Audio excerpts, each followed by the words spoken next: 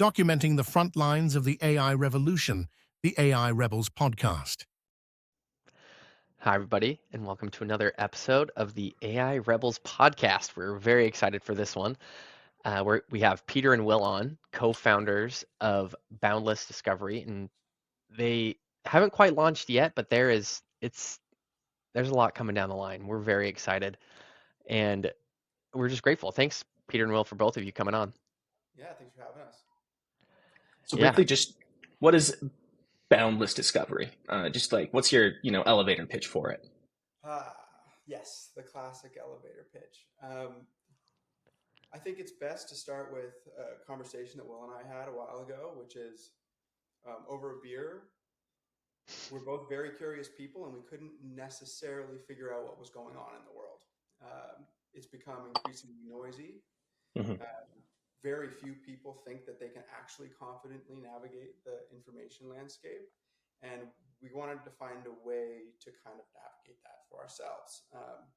Started out kind of just a conversation and eventually turned into a passion project, which eventually turned into a business. So that is Boundless in a nutshell. So our goal is to just help people navigate the information landscape using open source information. I've read some of the pieces that you guys have put out so far, and like they're all incredibly well done. Like, and I'm not just saying that because I like you guys. Like, genuinely, like really well done. Yeah. I'm excited for people to see it. I know it hasn't even fully launched, and I've already been selling people on it. I was just last I see night, people mentioning it talking- organically already. Yeah. Like just on Twitter. Over the weekend, my parents had a dinner party with somebody that was relatively distant. I've never talked to, and their son, who I do not know, shared our newsletter with him. He didn't know that. Nuh-uh. No, that is wild. For sure. Yeah. That's when That's you know. awesome. That's when you know you've made it. And you guys haven't You're even onto fully something. launched yet. Yeah. That's amazing. Okay, so what does it look like? Like, what is Boundless, like, what's going on? How are you doing this? Because obviously there's endless information online. So what's the process you're one going might through say. here? So Nice. when we're having that initial discussion about not understanding the world, wanting to come up with ways of doing it better, we kind of came to a similar place independently, where we say, okay, we want to understand the world as a graph. This connects to this, connects to that, which leads to that. Mm-hmm. It's kind of how Peter and I both put things together in our own heads. And we wanted to develop tooling that would actually help us do this outside of our heads so that we could share it more easily with people. So what that kind of initially looked like was figuring out, okay, well, how can we source information? How can we represent it in a graph? And then how can we deliver that information as sort of a minimum viable product, see if anybody is interested in it. And what that looked like initially was a newsletter, which we have published like 10 or 12 Something issues like that. of so far.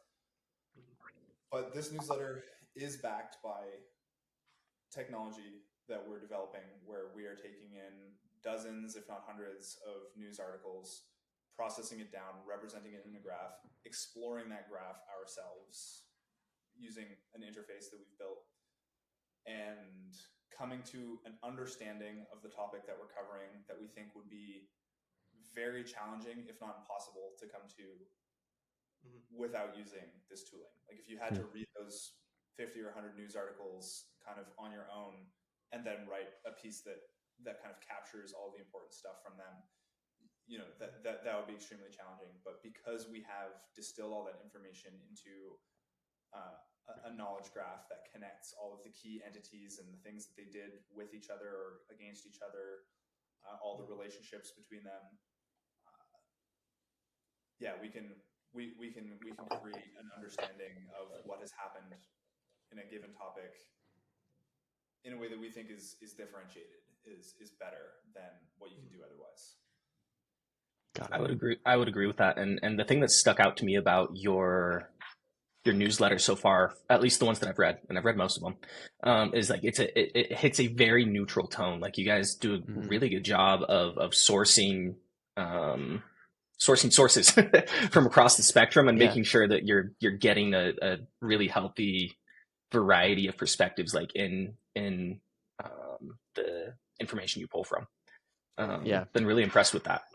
Yeah, it's very impressive and very difficult to do, especially now, because everything has such a motive. It is baked into our system. So Yeah.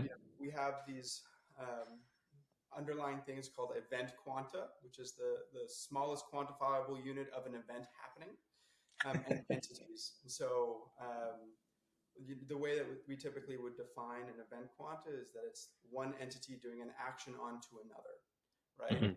So what that does is it kind of gets rid of all the opinion pollution that's in a typical article. So, we've processed one most recently, one that was just filled with information, had over 300 event quanta. Whereas some will process and there might be like, they actually said one thing that happened in like 5 pages, right? And so our system kind of can go through all of that writing to say what here is kind of just somebody talking their opinions about something, and then when is it actually an event, something that physically happened that should be documented. That's a super interesting approach. Was there precedent for this approach, or was this something that you guys kind of stumbled into? Yeah, I mean, people have done, I think, a lot of work in developing knowledge graphs previously. So I don't think there's anything too groundbreaking with this approach, but I haven't seen anybody use it in a product. I've never come across this as something that I could consume elsewhere or use as a tool elsewhere. So, yeah.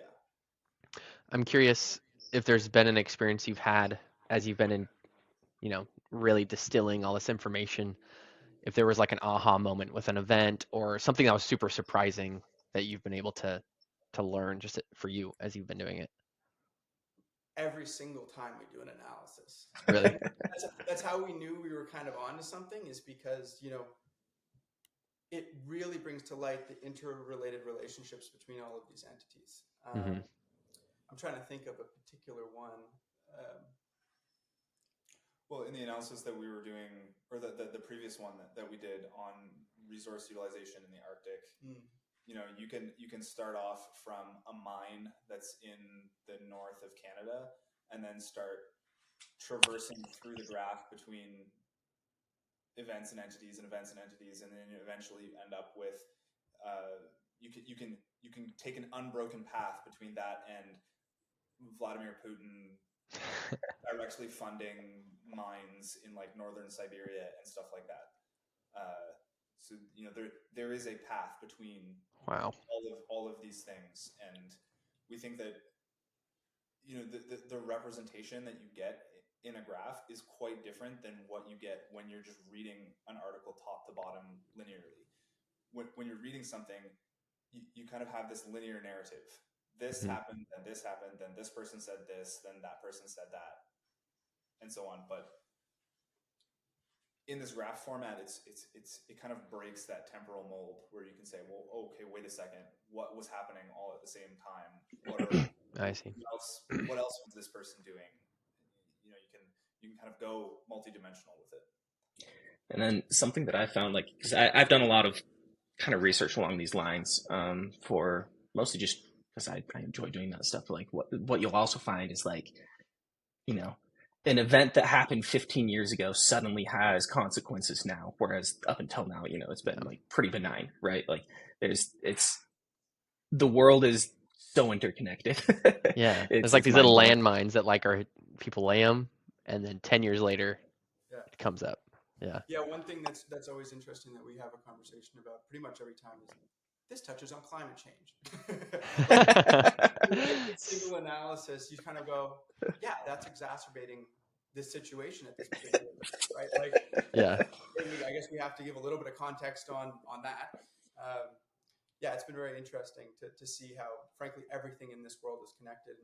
And, we have a mantra from the very beginning that is everything is a graph. Like, yeah. That's kind of. I put me and Will onto this path. Will's been interested in graphs forever, and I did research on kind of network analysis in university. So it's just the way we saw the world, and it turns out that people find it useful for Yeah. the world too. So stepping back just slightly from the details for now, what kind of got you both into AI to start with, or Um, just tech in general? yeah, I can go first. So my background's actually in economics and math. I started to really nerd out on statistics, focused in on econometrics, particularly causal inference. Ended up like being like the teaching assistant for that course, and then was all squared away to go to Oxford to study a master's degree in social data science because I was interested in social phenomena and how I could understand it with data.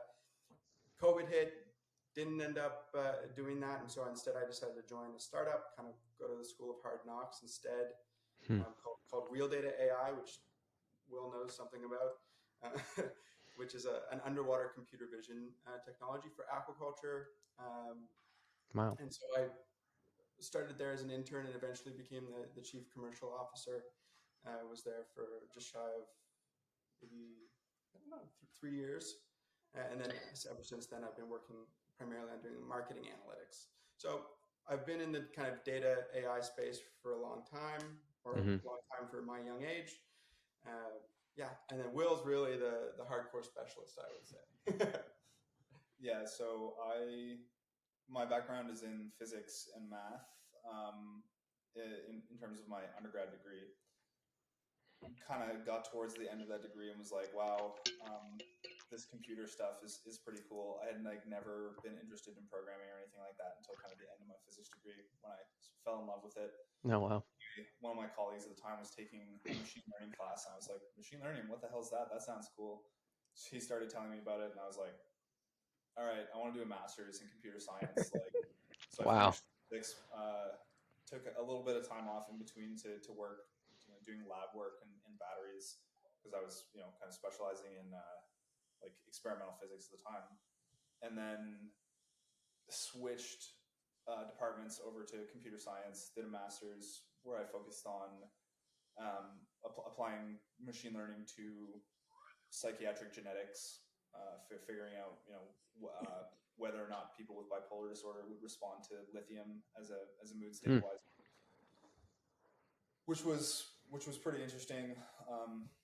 Research was going well. Declined the PhD offer though to join the same company that Peter mentioned a minute ago. So I was the founding engineer at Real Data, where I did a lot of their the early product development in computer vision for their products, which was really fun. But now it's been a couple years after that, and I wanted to start this journey doing a company myself with Peter. Love it. So it's you, both of you right now, and both full-time working on Boundless. Is that right? Yeah. Mm-hmm. That's amazing. And how long have you guys been working on it full time now? Full time. I've been working on it full time probably 3 months, and then I'm like 2 weeks in. 2 weeks in. I was Wow. up until a couple of weeks ago. I was still the head of AI at Real Data and doing this on evenings and weekends, and Mhm. earning a bunch of my saved up vacation time to but now I've kind of flipped the switch on that, so I'm more or less That's full awesome. time with Boundless Discovery, and I still do a little bit of stuff for Real Data at this point, but it's on. Gotcha. Wow. So, w- Boundless Discovery, how do you select? I mean, it's a whole world, right? There's stuff happening all the time. Like, what is it that triggers you to say, like, that's the topic today that we're researching, or what do you look for? Yeah. We've kind of drifted around to a couple of different topics, and trying to see what people are interested in, what we're interested in, what gets the most attention, what do we feel we can do justice to in terms of covering it well, and combining all of those things, we've sort of landed on the intersection between geopolitics, technology, and economics. Hmm. I know a lot about technology. Peter knows a lot about economics, and we both are very curious and want to understand as much as we possibly can about geopolitics and how they interact with the rest of our expertise. So that's kind of what we're looking for when we're sourcing things to cover. So what's kind of like the vision for the product? So right now it's a newsletter. Is it ultimately the idea is like kind of like a hyper Wikipedia for people where you go in and you look at salmon farms in the North Atlantic and you find out that 3 of them are owned by China, and if they go bankrupt, like war might erupt or whatever, Yeah, or you're kind of close. I mean, what we really think is that this can be applied to help people understand complex situations very quickly. And Mhm. there's certain complex situations that are extremely fascinating, but there's not much you can do about it necessarily, like the things that we cover in our newsletter. But there's times where you're the decision maker, and you're kind of wondering, should I bring my company into China, right? Mhm. The unknowns around that question are relatively extreme in certain circumstances, and so what we want to do is to be able to develop a very bespoke, very deep knowledge base that then backs up a report that can be provided to somebody that will help them make a better decision. So we are going to target businesses that are trying to make really large. Should I buy this company? Should I enter this market? Should I make this particular investment? Right. Of course, we're going to keep our newsletter rolling, but Mhm. I that's see. rapid modeling of complex situations. So it's like a form of data analysis, but focused on tech, economics, geopolitics, Yeah. where a company could come to you and say, "Hey, here's the decision we're thinking about. Mhm. Can you dig into that and give us a whole timeline and help us see all the different factors here that we should be considering?" Is that right? Totally. Most things that you see in the AI space are very internally focused, right? It's about investigating internal data sources to try and optimize certain processes, automate certain processes. The world outside of that space is very chaotic, and so that's where we think we can make the biggest difference in terms of Mhm. helping people. So yeah. Got it. Interesting. Okay, so like how does it work? How long does it what's going on? I mean, as much as you can share. So I guess now's the time to mention that a lot of our backend systems are built on top of Palantir platform. So we started building on Palantir a few months ago and realized like, wow, okay, this is an amazing software platform that Hmm. like not only does it have some tooling that is like very attuned to the needs that we have, but it's also something that helps us just go extremely fast with software development. Wow. More broadly. So so far everything that we've built has just been with one engineer, me. Um, so I've been kind of amazed to see how fast you can build stuff on top of the Palantir platform. As for what specifically we're doing, we're building tooling for sourcing data that is related to the event or the topic that we're covering, and then kind of taking that, scraping all the information out of it, putting it through a processing pipeline so that it can be represented in this graph format, and then a user interface for exploring that graph. So saying, okay, well, what are all the nodes that are connected to this node? How many different paths are there between these two nodes? Find me other nodes that are like this that are connected to that one. All of those sorts of tools that you can use to start painting a picture of what's happening. Yeah. And then just very quickly for our viewers who may or may not know, what is Palantir? What platform do they provide? Yeah, so Palantir is a software company that I think was founded in the early 2000s by by Peter Thiel and Alex Karp and I think a few other folks. And their initial business was centered around providing software tooling to the United States government to help find terrorists and help find people committing financial fraud, or I think they were also involved in taking down like a child pornography ring and all kinds of stuff like that. So using their software platform for data analytics to help solve all of these problems that governments and law enforcement agencies were facing. Mhm. They were actually, it's kind of like a rumor / open secret that they were the ones who ended up finding the location of Osama bin Laden. Oh, wow. Which, yeah. So pretty amazing capabilities that they had at the time for that.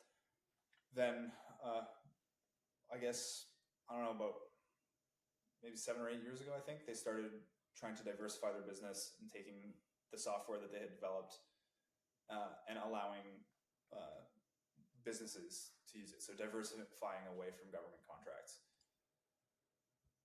And that has finally come down to the level of startups. So called the AIP, or the AI platform, which is kind of an extension of their Foundry product that people may have heard of. But it is kind of a complete platform for ingesting data, kind of, and making sure that the data that you're processing adheres to a certain format, which they call the ontology, and then a whole bunch of tooling for building stuff on top of that ontology layers. So tools for building analyses on top of your ontology, building user interfaces on top of your ontology, APIs to access and modify the ontology. Yeah, that's wow. And you said software development on top. Like once you get all of your data into the ontology layer, software development after that becomes far easier. wow. And you said up until, are you still, or up until recently, we were just chatting before we started, that you have been on the free version doing all of this development, right? Yeah, so we started on the free tier of AIP, which was, it's honestly amazing how much stuff they give you for free. Like Yeah. I was gonna say that about. Yeah, we probably used like several $1,000s worth of LLM tokens for free. Yeah. And then I guess by the time this podcast comes out, we will have announced that we now do have an enterprise relationship with Palantir. So using the paid version of that platform, which is more complete, and it kind of will allow us to start exposing some of the stuff that we're building more broadly, so that we can go beyond just the newsletter product and actually make that news product interactive. So you'll be able to explore our ontology on your own. Wow.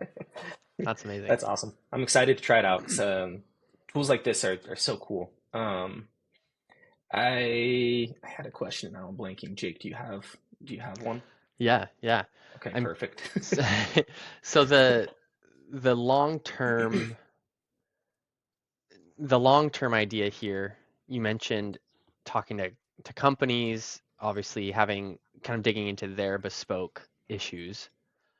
And then is there anything past that, or is that kind of the idea? We're going to build this company and be the go-to for this, or is there more? I'm curious. So, what we want to do is we want to, at this particular juncture, hire best-in-class analysts to help us answer those questions for people. And through that process, being very tight with those analysts, kind of giving them a product hat, we'd like to eventually get to the point where we have enough systems in place that this can be like a self-service B2B SaaS, where you can go in at the company, run a couple of queries to create your extensive knowledge base, and then link that to a report that you might build as an analyst and then share with a decision maker.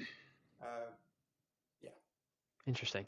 I'm curious, how long does, right now, one of the newsletters, if you had to estimate, like how long does that take?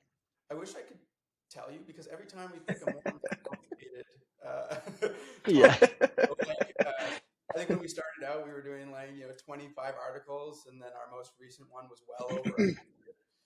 Wow. Yeah. So we're still on that, trying to get that to be slightly more automated. But if we worked hard, we could pump one out probably in a day if we worked. Yeah, a day or two. Every time we build one, we kind of sit down afterwards and we say, okay, well, what could have made this faster? What could have made this better? I go and build some tooling, and we're like, okay, the next one is going to come together quicker, and we're really excited to do it. But then we're like, okay, well, what topic are we going to pick? And we end up picking a topic that's even more complex. So yeah, so same amount of time, but a significantly more complex. Much more. We haven't. It's tough to say. Yeah. We don't have a baseline. I mean, regardless, 100 articles. I mean, if you think of how long just that would take to read, the time savings is immense. That's amazing. I'm super dyslexic, and so that was actually one of the motivating factors. I was like reading an article, and I'd read a second article, and I'd read a third article, and every time there would be some addition. There'd be some little piece of information. I'm like, oh, I'm glad I read that article, but I hate reading, and so yeah. to have something that will largely process all of this information and give you, we always say, like, we're basically creating the union set of information. So it's everything, and certain things might be mentioned in all of the different outlets, whereas other things might be mentioned only in right-wing ones or left-wing ones. And we are going to build a bunch of tooling around how to actually investigate those sources. We don't want to just tell people you should trust this source. We want to give people tools that let them go in, investigate, see where it was mentioned, see who funds those sources, yada yada yada. So yeah, I really like this approach because so I have a background in competitive debate. I did it in high school, and then I coached it for a while. And everything you're describing is just what I used to do for fun in high school and then do for a job. I would just spend literally 40, 60 hours a week just reading articles on my computer, just on the debate topic of the month, and just ingesting them. And so I'm excited to try out this tool because you mentioned hundreds of articles, and I was like, yeah, that would have taken me, that's like a full week of work. So super hyped to try this out. And I've been, as I said earlier, the work that you guys have put out so far, I've been really impressed with the quality. I just have to get that out again. I apologize for glazing. I'm just excited. I love stuff like this. And I get really geeked up about things like this specifically. Exactly what you guys said earlier, where it's there's too many AI tools focusing on internal information. It's there's a lot of leverage there. I understand why they're doing it, but looking outwards and applying knowledge graphs, where everyone has been talking about knowledge graphs for the last 2 years, no one's actually done anything with it. To see someone actually do something with it is really, really cool. Yeah. And I think another thing that's unique is there's such a craze right now with AI. There's so much money just flowing that, I mean, especially we talk to so many people, and I don't think anyone we've had on the show, but we've talked to a lot of people where they're like, hey, money grab. We can get so much money from doing this in AI. And that comes through. It really does in the product and whatever it is. And I think reading your newsletter, it comes through that oh, these guys like this. This is a passion. They really are spending time on this. This is not a money grab at all. This is a passion. This is what they want to do. This is what they're doing. And they think it brings real value. And I just give props to that because it comes through. It really does. We believe that to effectively make decisions in the world, you need to have a good observation of your surrounding environment. If you have a goal and you want to navigate towards that goal, you can't do it unless you have good observations of your environment. Putting it in terms of reinforcement learning. So we want to help people get the best possible observation of their environment as they can, and that is something that we want to provide to people, but it's also something that we want ourselves. I have a deep curiosity about what's happening in the world. I want to understand it honestly and truly, as close to base reality as we can, and that's very much the mission. Help people navigate the world by giving them as honest and true of an observation as we possibly can. Quickly. Yeah.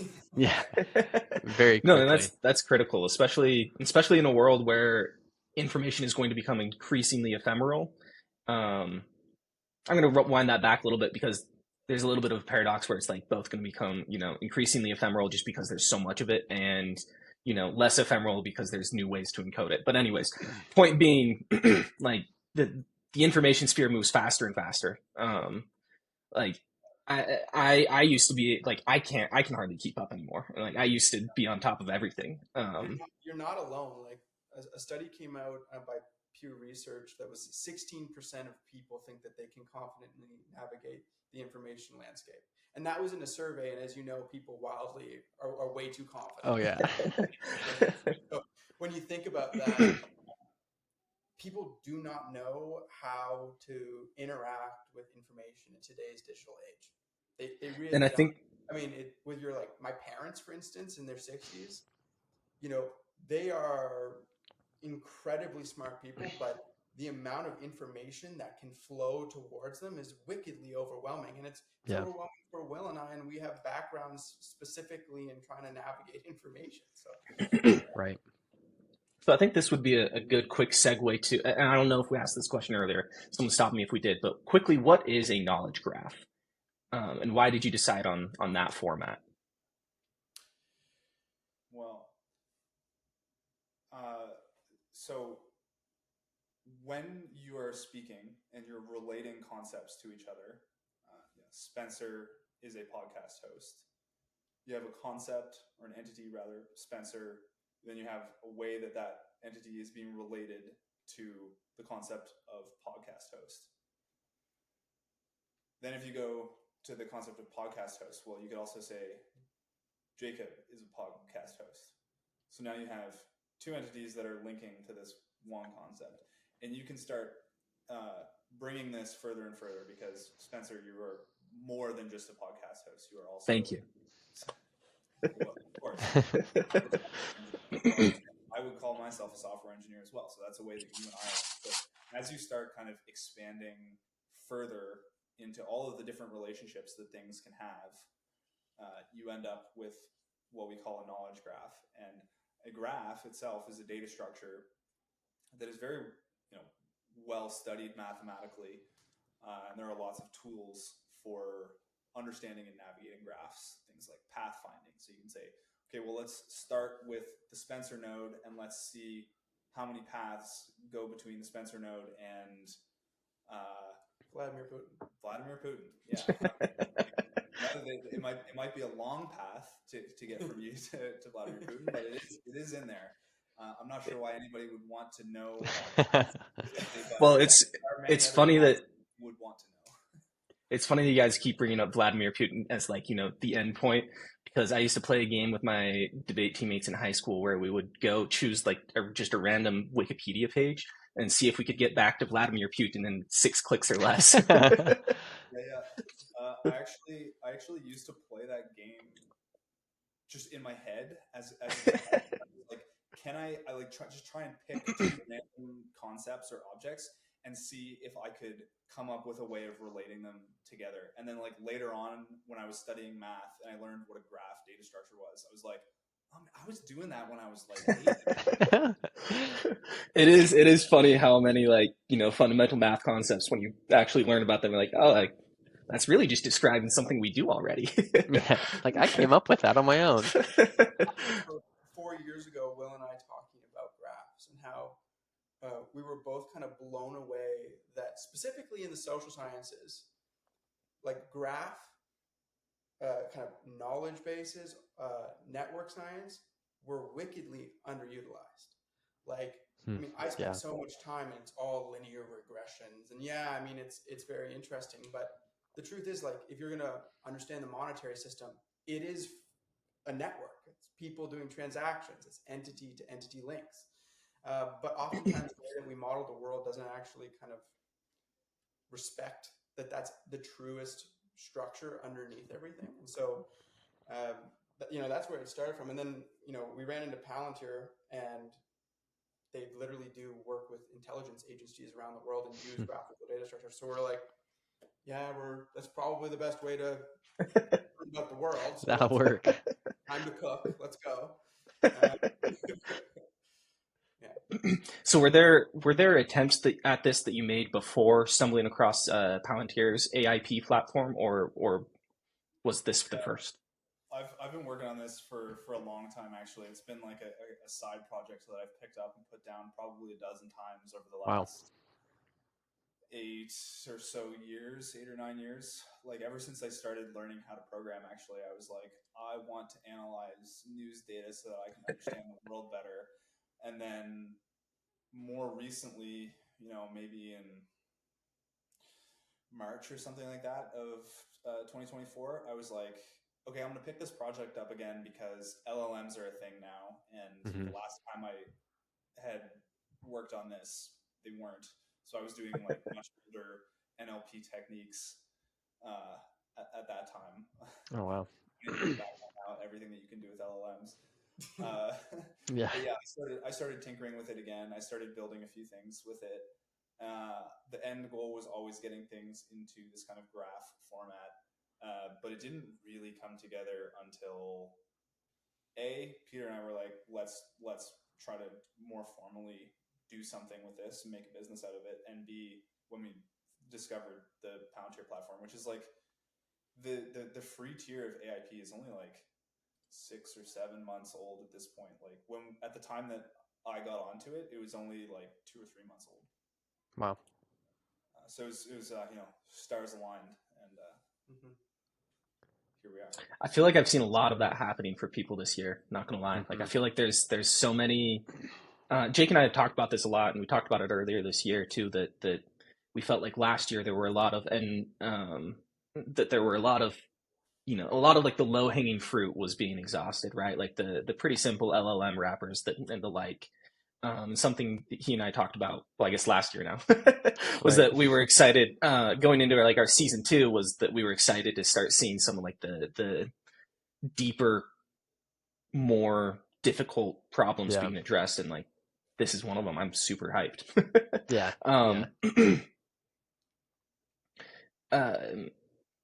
Lost my train of thought again. I'm curious in a related sense. Obviously, there's like, lawsuit, OpenAI, New York Times, training on their news data. Does any of that sort of idea touch you guys? Like, is there any worry in your head of like news coming to you and saying like, hey, you're using all of our stuff and We cite it. not giving us credit? In our new platform, everything will be fully cited. You can always go back to the source. Yeah. We're not using it to develop IP as much as we're just representing information that they're representing. We don't go behind paywalls. Fundamentally, we're doing something that's quite similar to what a search engine will be doing when they go and index I see. data on the web. Like when Google goes and indexes an article to see like what is being mentioned in that article, so that when you type in Vladimir Putin into Google, they know these are the articles that mention him. They kind of have one of these graph structures under the hood as well. Got it. With that, so I would say that, like legally speaking, we're doing something that is very similar. There's precedent for it. Yeah. So when these articles or posts, whatever, are ingested, are they embedded in some way, or is it simply processed into a distinct concept for the knowledge graph? Yes. Both. Excellent. I mean, I guess I kind of did ask a redundant question now. I'm thinking about the phrasing of it. No, I mean, we are breaking things down according to, like chunking in parts of speech, and then using that to represent entities and relationships between entities, but also we have things that are being embedded that help us search through the knowledge graph. I guess a better way to ask my question is, for each individual topic that you guys cover, are they each an individual ontology, or is there a common ontology layer that you kind of embed to and then pull from? It's all one ontology, and that's actually something that we're actively seeking out. And if you look at some of our previous analyses, they actually do start to touch. Now we haven't gone fully down that rabbit hole Yeah. yet, but what we're really hoping for is to be able to model much of the biggest events that are occurring in the world and how they're interacting, right? That's how you start to like be almost prophetic in kind of navigate these Yeah, situations. that would be. One kind of feeds directly into the next, feeds directly into the next, and you can start to think through those chain of events to kind of make the best Yeah. decision, basically. That being said, we do have tooling for saying, I want to search for events Yeah. that are specific to this analysis or specific to that analysis. So you can kind of like put a fence up around it, even though it is all part of the same ontology. Awesome. Got it. Yeah, I'm envisioning like a like on YouTube where it's like see related videos.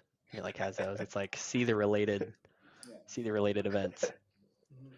Then you got like hentai and Osama bin Laden. Exactly. We're gonna have some fun marketing at some point for sure. Yeah, that's exciting. I'm curious. Oh, go ahead. No, just random graphs connecting random entities, and we'll just post that all over the place. Yeah, that, There is a link between all of these things that you would not expect. yeah. It's like the what was that game? The Francis Bacon or France? No, Yeah. 6 degrees of Kevin Bacon. it's Kevin Bacon. I said France. Yeah, Kevin Bacon. It's like that, but way bigger. This is kind of expanding maybe to a more bigger picture, but with AI, hold on, I just lost my train of thought. Give me 1 second. When It's you been a difficult morning for both hosts. yeah, we're getting there. We're getting there. It'll come to me. Spencer, if you had something, go for it.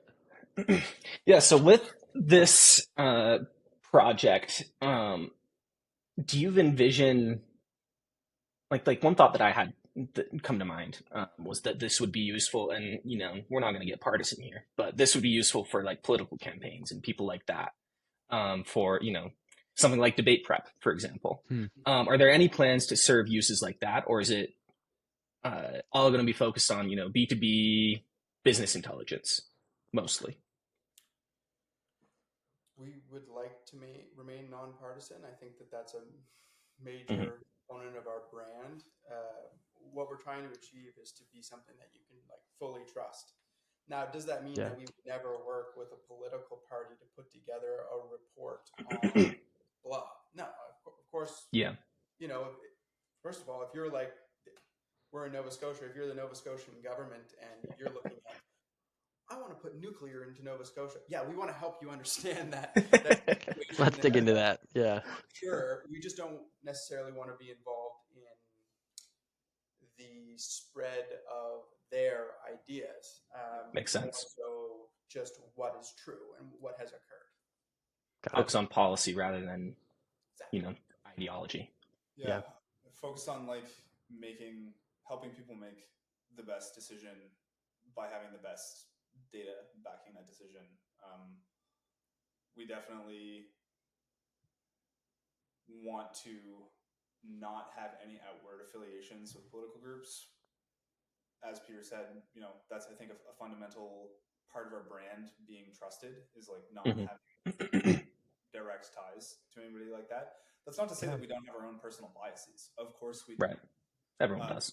And that's why we're not explicitly trying to brand ourselves as like a perfectly unbiased newsletter. Our bias is,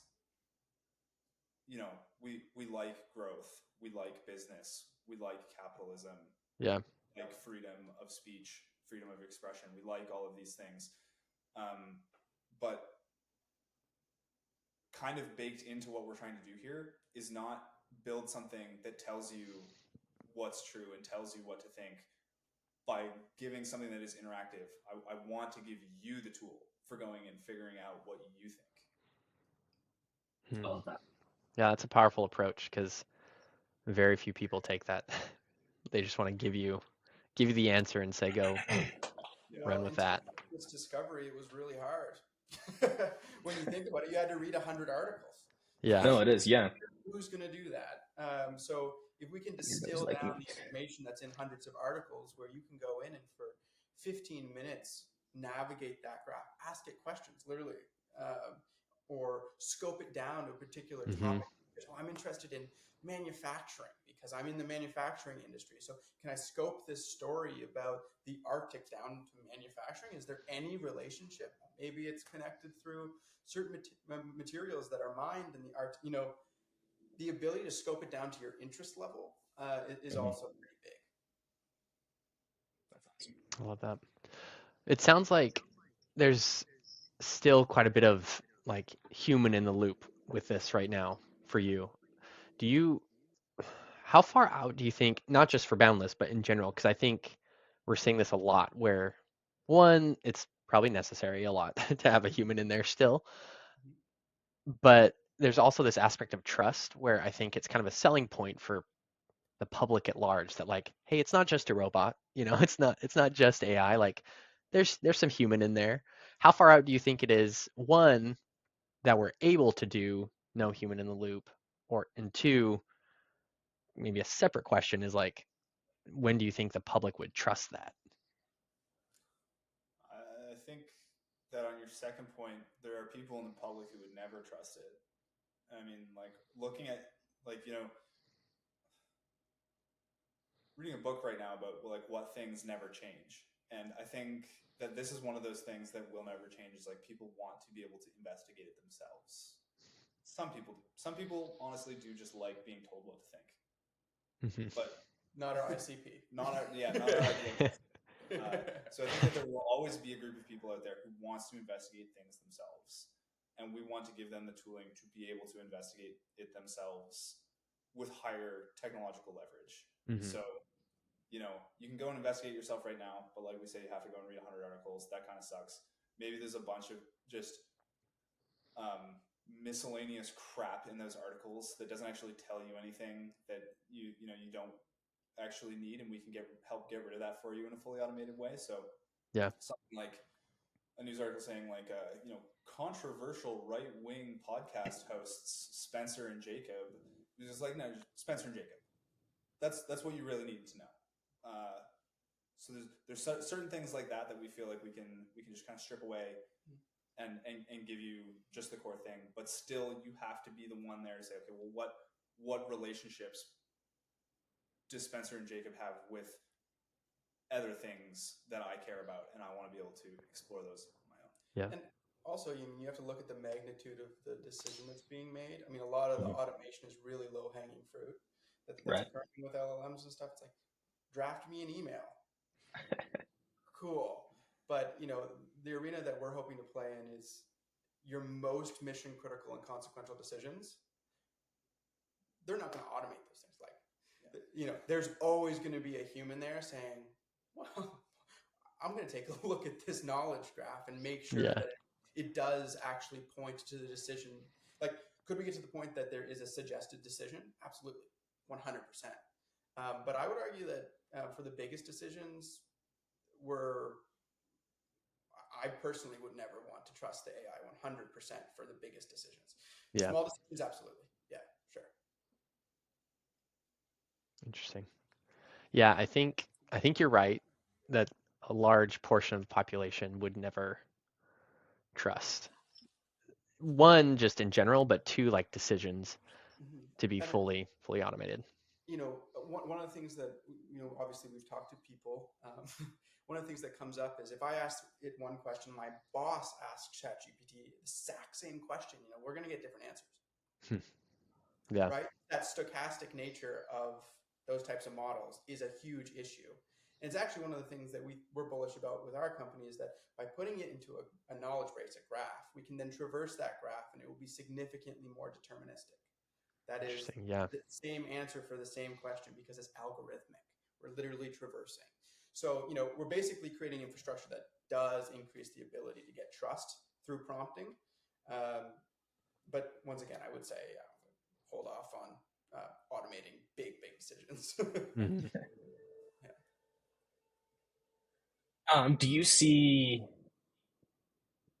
Uh, your role with Boundless Discovery? Do you see your role, any type of role for yourselves in kind of shifting the public perception of AI in terms of knowledge collection? Or is it, you guys just want to put out a really cool product? I mean, we have different opinions on a lot of things, so I'll tell you mine. I love that. Yeah, I don't believe in changing public opinion. I think I believe in changing value creation. So, like, Mhm. if we create a bunch of value for a user, it's going to change their perception. And the value that we Yeah. create is speed to insight and trust in that insight. Right. And if we can do those two things way better than anything else, including reading it yourself, because people don't have great reading comprehension, right? If we can do that better, I think that trust in AI will grow. Mhm. But I think it's maybe the wrong approach to say, let's grow trust in AI Yeah, first. It's like, no, deliver something that is trustworthy. Yeah. I like that. Yeah, in this we are in complete agreement. Woo! Nailed it. Nice. The reason I said that is we hadn't explicitly talked about it. You Smart hedging. Smart guys are hedging. so unified co-founders. We're here to ship great product, not like go on some sort of like ideological crusade. Mm-hmm. No, in the end, I think that's like always the most effective way to do anything. Just live a good life and like put out, stuff that people like, whether that's, your own personality or a product or whatever, and represent, your personal beliefs well. Yeah. Yeah. Maybe just I'm curious if both of you want to answer this as we're getting close to wrapping this up. Because you're in such this build phase where you're almost to launch, you're still building. What advice would you give to the many, many people who are aspiring, they're trying to build something? What's some advice you would give to these people? Well, something that we've done over and over and over again is seeking to get punched in the face by reality. Right? I mean, AI fundamentally lets you build things really quickly. So, getting to the point of an MVP, minimum viable product, as quickly as possible to then ship it, even if it's to a subset, like a small group of beta users, to get that feedback as quickly as possible is critical, because some people literally build and build and build for years. They raise venture capital, they dilute themselves. Like, we haven't raised any money yet. Yeah. That's on purpose. We want to get to the point at which we have created something that we know people love. Mm-hmm. And a lot of people are super concerned about releasing it before getting, you need validation. So I would just build something that's a kind of a piece of shit, kind of like what we built. There's underlying qualities of it that are really great, right? You said you like our analysis. I don't like that it's not interactive. I don't like that you have to zoom in and navigate. But what we did get was, hundreds of people subscribing, ubiquitously, pretty much positive feedback, enough to know, okay, like, it's time to invest the time and effort into building the next iteration of the product, which is going to be like 1,000 times better than what we have today. So that's my answer. Yeah, I mean, that's pretty much what I was going to say as well, is seeking to get out in front of people as quickly as possible, because you're going to have all of these ideas in your head about, like, this is going to work, this isn't going to work, this is going to work, this isn't going to work. And you just don't know until you just go and expose yourself to reality. Yeah, I mean, Chad from Palantir always says it's not... if it's not in production, it's not creating value. Yeah, if it's not in production, it's not I love creating that. value. Ship it. That's what I would say. And if you're in a space that you're worried about shipping it before you're ready, pick a subset of people that you feel confident shipping it to and ship it to them. Yeah. We're beta users, right? And so, it's not going to be everybody. I guess if you guys want to join our beta list, that'd be kind of cool. I'm in. We want to ship something that's absolutely miraculous in the end, but you're not going to do that in a silo. Yeah. Got to seek out that reality face punch. 100%. The newsletter was shipped 3 weeks after we started building our backend stuff on Palantir, and we're pretty close to shipping the beta of the interactive version of the newsletter within 3 weeks of starting to build that to beta users. So Wow. yeah, 3 weeks each time. Let's keep doing that 3 week thing. If you can keep that up, yeah. Good, sounds good. It's good velocity. Well, that's what honestly Palantir has been very helpful with. Yeah. Because otherwise, we would have to hire people. Yeah, you'd probably have to be spending way more time on your platform itself, rather than the actual value that you want to provide with the platform. Exactly. All right. I think that I've asked all my questions. Jake, what about you? Yeah. I mean, we're gonna have you on again because I'm gonna have a Yeah. ton more. But Okay. for the time being, I think I'm good. If you could, Next what time, are some? we can demo for you next time. Yeah, that'd be awesome. Yes, please, with the launch, that'd be great. Yeah. So what are some socials? How can people follow you guys if they want to sign up for? Where should they go? BoundlessDiscovery.com to sign up for the current version of the newsletter. And as we ship additional ways of interacting with that newsletter, everybody who's currently subscribed will end up knowing about it. So that's the best way to follow it. And then get B Discovery on X. Perfect. Great talking to you guys. Thank you so much for coming on. Yeah, thank you both. Guys, really fun. Yeah, have a good one. You too.